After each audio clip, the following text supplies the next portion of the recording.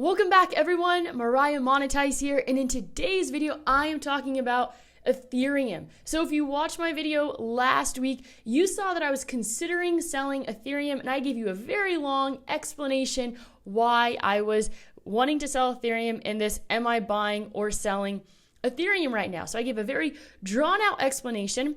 I said I was probably going to sell, but I didn't actually show you my sell orders or selling in that particular video. But 4 days ago, I showed you that I sold 30 Ethereum for approximately $120,000. So the average sell price for me was $39.20. And many people were not on board with that. They were very upset. And so I'm not going to lie. I'm going to be sharing with you today after I sold, if I thought about buying back in. If I did buy back in, have I already started buying back in on the drop? Did I have buy order set? I'm going to be going over everything, the mistakes that I made, and the things that I would change moving forward. So this is a great learning lesson for all of us in this particular situation. I also want to mention that I don't sell crypto very often. I had an overwhelming desire because of what the charts were showing. And I'm also going to be talking about today if I think Ethereum is going lower. This video is brought to you today by my referral codes. If you'd like to support my channel and you haven't used the links down below for Celsius, where you can earn $50, or Gemini, where you can earn $10 in free Bitcoin, make sure to check it out. I really appreciate everyone who has used those links. You've really helped my channel grow and give me the opportunity to continue making these videos. Now back to regular scheduled programming. So like I mentioned, I saw a lot of similarities between the Ethereum chart this week as well as the week of September, the first week of September actually, in 2017. A ton of similarities there. This was really, really interesting. Okay, so you see the top right here, or the local top came in for Ethereum at $4,030. Okay, 4 days later, this candle dropped 23%.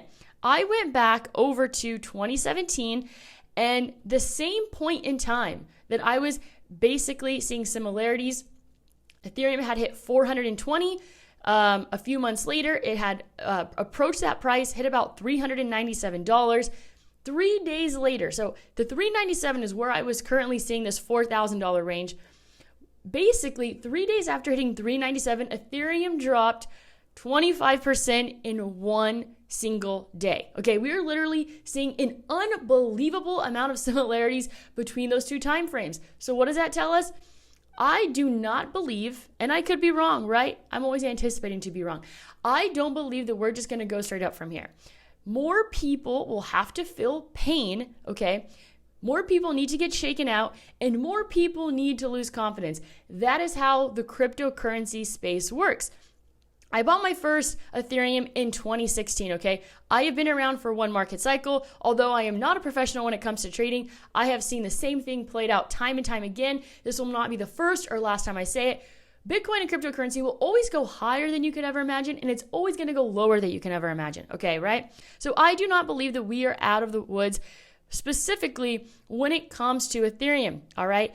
I think that we're going to continue to trade sideways, and we're going to have some more downside as well. I originally talked about Ethereum dropping 48%.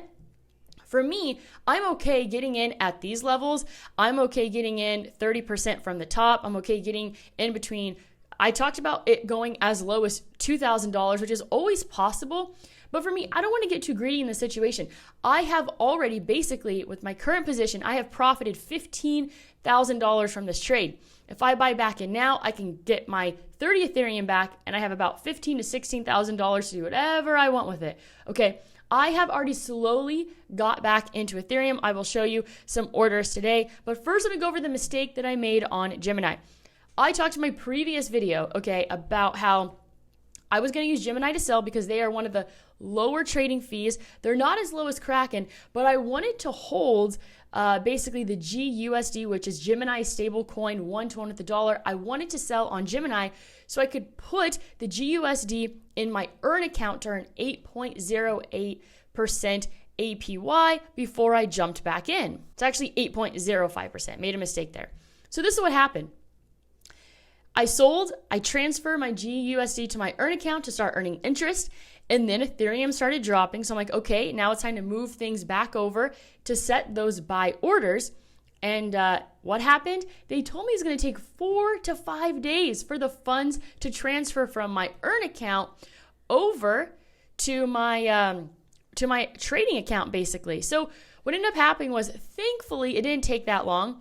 I don't know if it ended up being instant, but I made the transaction yesterday, and I did notice the funds to be in my account today. So part of that was USD, because you have a choice when you transfer it over. You can transfer it over as is GUSD, or you can transfer to USD as you're moving it out.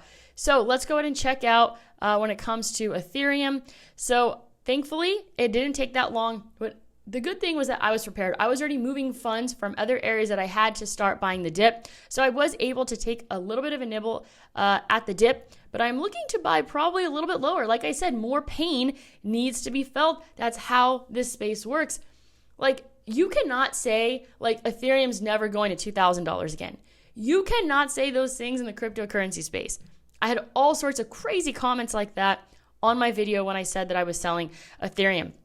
So you can see here, I nibbled at Ethereum. I bought 0.75 of Ethereum. Let's go to my completed orders.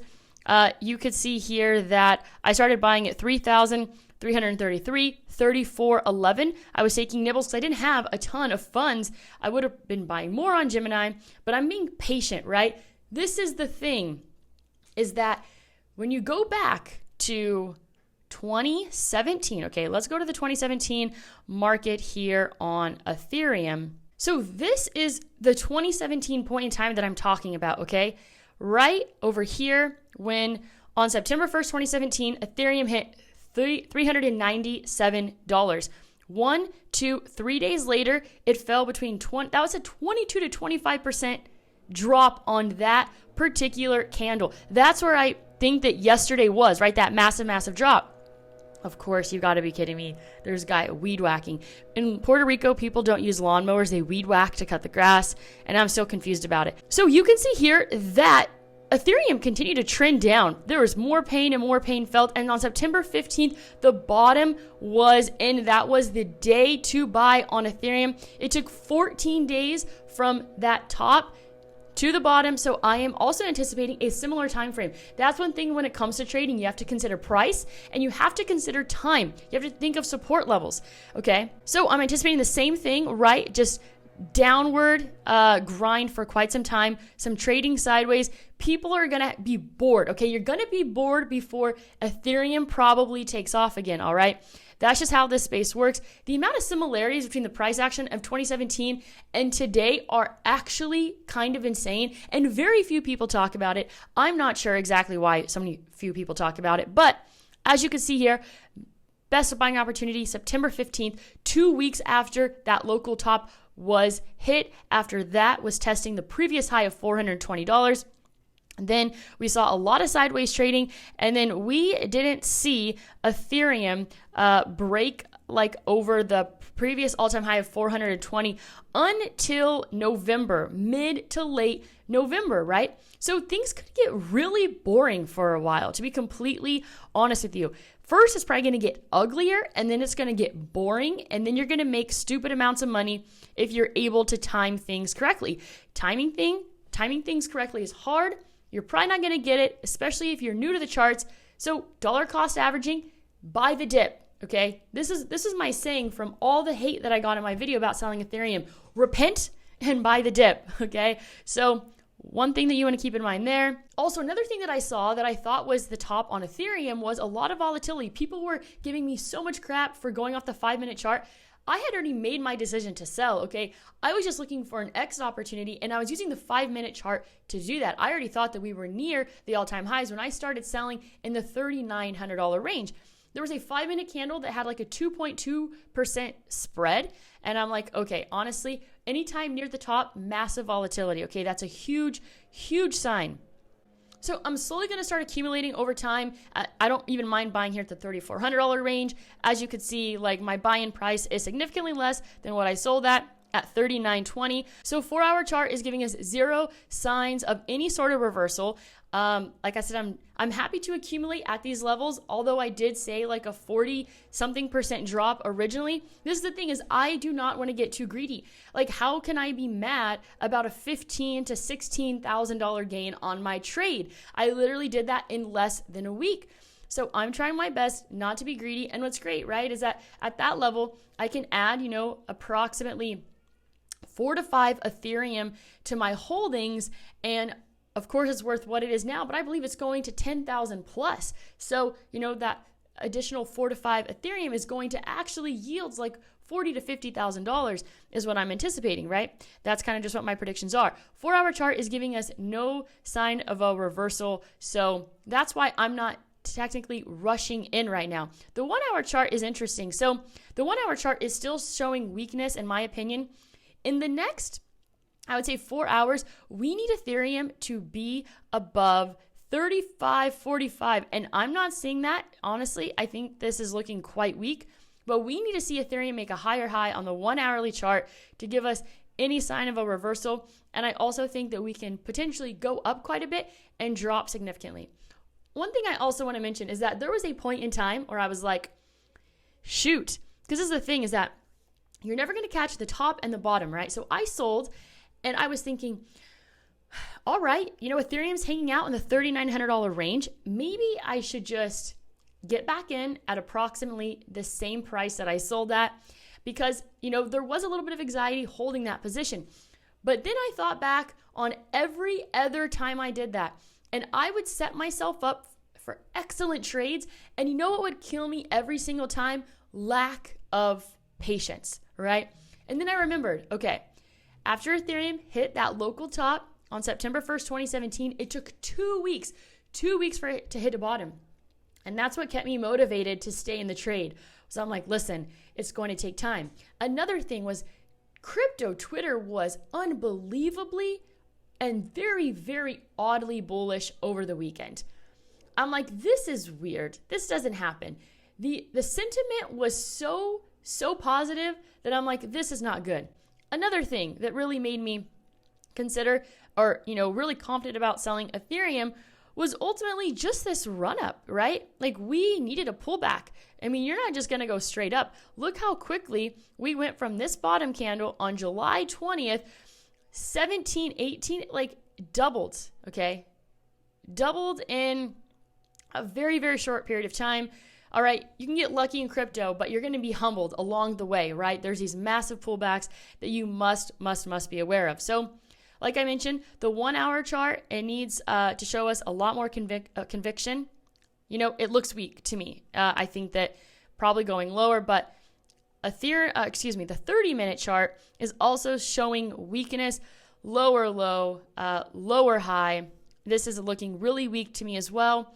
We're going to have more pain, more blood in the streets, okay? That's what I'm anticipating for myself. You make the decisions for yourself. We're all adults here, right? Take responsibility for your own actions. 15-minute chart is actually looking okay. I'd be paying attention to the 15. It's showing a little bit of strength. So we want to see it make a higher high over here and not go below the low of this candle right here, which is 33.14. Let's just quickly look at the 5-minute chart. Obviously, there's lower level time frames. Okay, so definitely a lot of weakness on the 5-minute chart as well. So that's kind of how things are going. I also got a lot of flack because I was like, my intuition is telling me to sell. There was so much peace that I felt in selling those 30 Ethereum.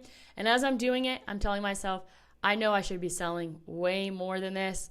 But honestly, I look at the charts constantly, but I do not make that many trades because I don't see setups that are so clear. I don't see so many signals that are clear, right? So for me, it was just, I look at the charts every day, but most of the time it doesn't look so clear, cut, and dry to me. So just to sum things up, I am looking to accumulate a little bit more at these levels. I've accumulated more than 0.75 Ethereum.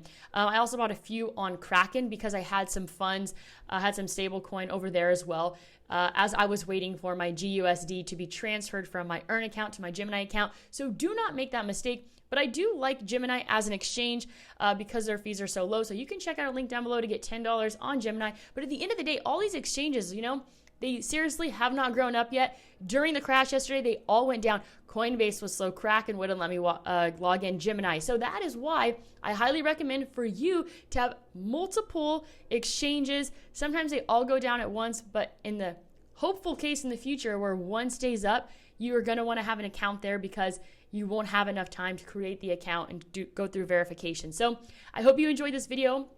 Hope you found it valuable. I want to know what your current game plan is moving forward. Also, don't forget to check me out on TikTok, doing some short form content over there as well. That is all that I have for you today. As always, go out there and create a portfolio that you love.